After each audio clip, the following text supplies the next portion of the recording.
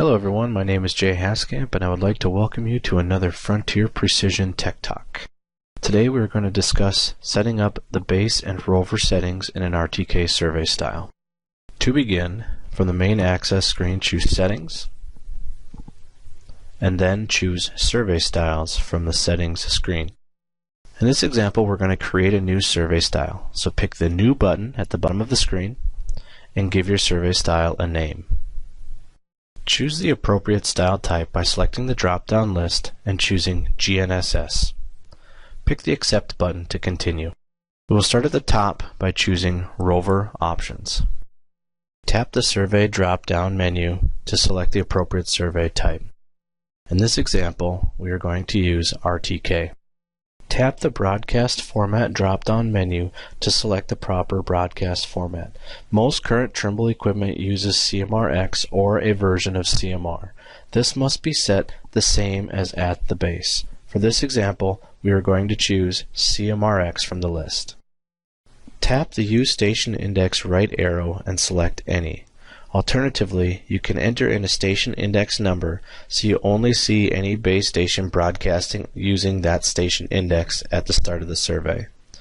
Check the box to prompt station index, which will allow you to view all of the available base stations on the specified frequency when the survey is started.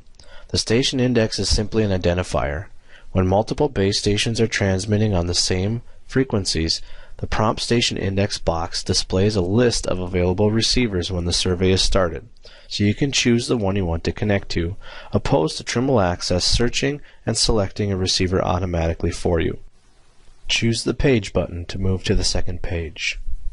The Satellite Differential setting will allow you to receive an S-Bass or an OmniStar signal if your radio link goes down. The elevation mask can be left at the default of 10 degrees or raised up higher if you wish, and the PDOT mask should always remain at 6. Choose the proper antenna type that coincides with the type of rover that you're using. In this example, we're going to use the Trimble R10. Click the button to continue to the next page, and make sure you set your Measured To setting to the proper location for your type of receiver. For the R10, we are going to choose Bottom of Quick Release. Since we are using a fixed 2-meter pole, we can enter in our antenna height. Now check the GNSS signal tracking to make sure that you have the proper checkboxes for the proper satellite constellations that you want to use checked. Under Roving Precision, keep the Auto Tolerance box checked to use the Trimble defaults, or uncheck it and enter your own values. On the last page, you have an Exfil checkbox if you wish to use the Exfil service, and a box for the tilt if you wish to use the integrated tilt sensor. These settings are only for R10 receivers.